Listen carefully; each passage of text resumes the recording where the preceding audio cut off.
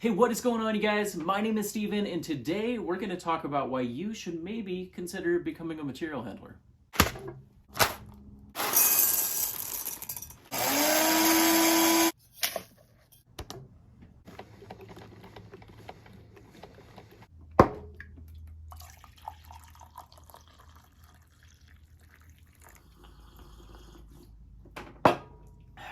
All right, well, hey, you guys. You have been asking me a ton of great questions lately in the comments, and one thing that you've been asking me a lot about is what is a material handler, and if I become one, will it increase my chances of getting into the apprenticeship? And so that is why I'm making this video today, is because of all the great questions that you guys have been asking me. So thank you, keep the questions coming, and I will keep these response videos coming out for you guys. So the three basic questions I'm going to be answering today is, first, what is a material handler? What do they do? Second, how much does it pay to be a material handler? And third, how will becoming a material handler increase your chances of getting into the apprenticeship, and is it worth it? So a material handler, or sometimes called a laborer, basically does exactly what their name would suggest, handling material. But what exactly does that mean? So basically it means receiving, delivering, organizing, and moving material from A to B as is needed. I would actually argue that the type of work that you're doing as a material handler might even be, in some cases, more physically demanding than the type of work that you're going to be doing as an apprentice or even a journeyman. And that's really just because of the nature of the material that you're going to be working with, right? Because oftentimes the material that we work with in this trade, it can be heavy, it can just be kind of awkward to carry. It's not easy to transport, and you're going to be doing most of that heavy lifting for the crew on site. And what's nice though is you're not always going to just have to carry everything, right? There's going to be forklifts, there's going to be pallet jacks. You're going to have ways of moving that material, but it's pretty much going to be your responsibility to make that happen. If you end up being a material handler for your company's prefab shop, then you actually might spend a lot of your days driving around making deliveries from job site to job site in a company rig. So here's basically what the food chain looks like in this trade. Basically, you have material handlers, apprentices, journeymen, foremen, general foremen, and so on. And so yeah, as a material handler, you're going to be at the very bottom of the food chain, even under apprentices. And so what that means is, from time to time, you may actually be helping apprentices out, delivering materials, bringing things back that they don't need anymore, cleaning up after them maybe. Of course, you're not going to be doing electrical work with them, but yeah, from time to time, you may even be extra help to an apprentice. So I hope you kind of understand now what a material handler does, right? There are going to be some times where maybe you're on hole watch or a lift spotter, but for the most part, you're going to be spending your days organizing material, cleaning things up, and moving material as is needed. So let's talk about the pay. What does a material handler make? So of course these numbers are going to be specific to here in Portland, Oregon with Ibew Local 48, but just know that as a material handler in another state with another local, you may be making more or less. It just kind of depends. So here, as someone who just starts out as a material handler, you're going to be making $14 an hour. And after just 1 year of being a material handler, you're going to be making $16.75 per hour. Now, after 6,500 hours of being a material handler, which is just over 3.5 years, if you decide to be one for that long, then basically you're going to be making $27.27 an hour as a material handler. I should probably also say that sometimes on bigger job sites, there's going to be a need for multiple material handlers, which means that there may be a need for a foreman material handler. And if you find yourself in that position, well, then you're going to be making a certain percentage higher than even what the highest paid material handlers on that job site already make. And because of that, that means that here in Portland, Oregon, as a foreman material handler, you can be making over $30 an hour. One more thing I should mention is that as a material handler, you're also going to get access to all of the great benefits that we have with the Ibew. Medical, dental, vision, the pension plans, all that. So yeah, pretty cool.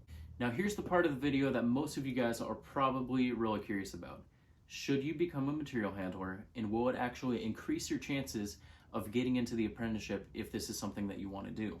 I think I can confidently say yes, this will definitely increase your chances of getting accepted into the apprenticeship.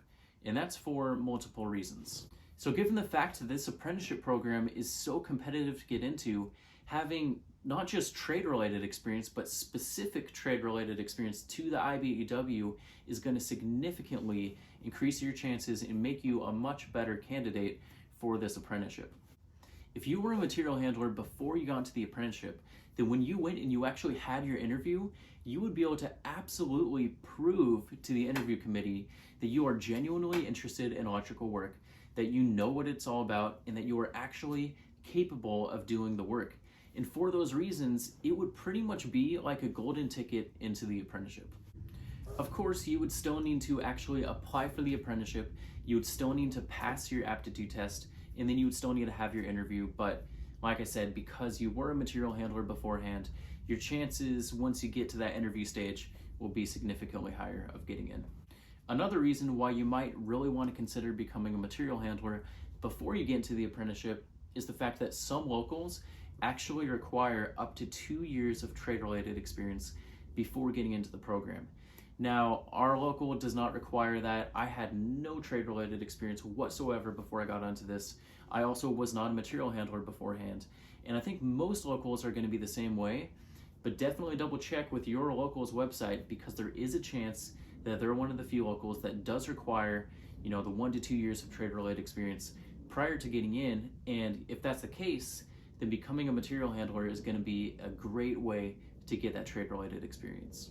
One of the most difficult things for me when I first got into this trade was just learning what all of the different material was and what it was called. Because there is so much material that you have probably never seen or never heard of in your life, unless at some point you've been exposed to electrical work. But as a material handler, you're going to have an excellent opportunity to learn what the material is, have a good idea of what it does. You're going to learn about the different tools that we use in the trade. You're going to have an idea of what tools and material you're going to need for specific tasks like pulling wire. And then of course you're also going to learn all of the trade lingo.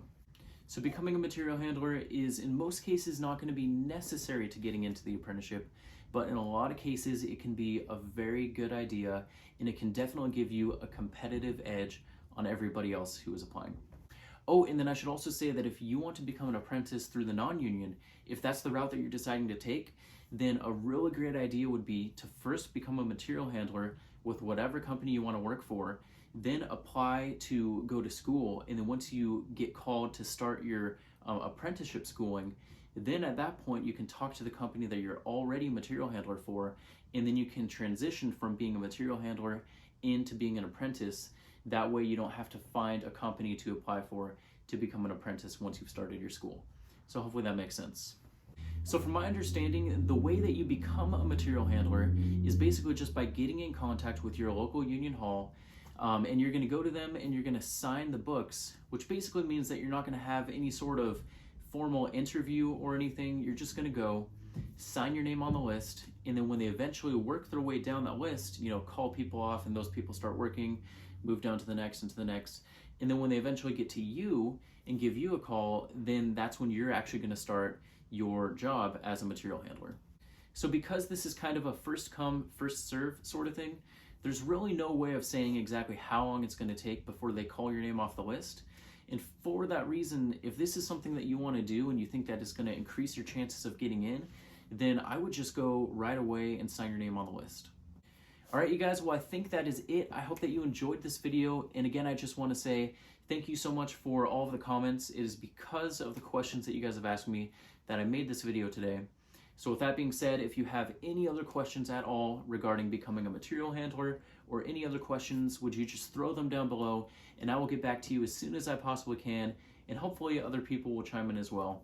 And if you're new to my channel and you haven't already, would you just consider subscribing? I'm going to be releasing hopefully a lot more content that will be helpful to you guys.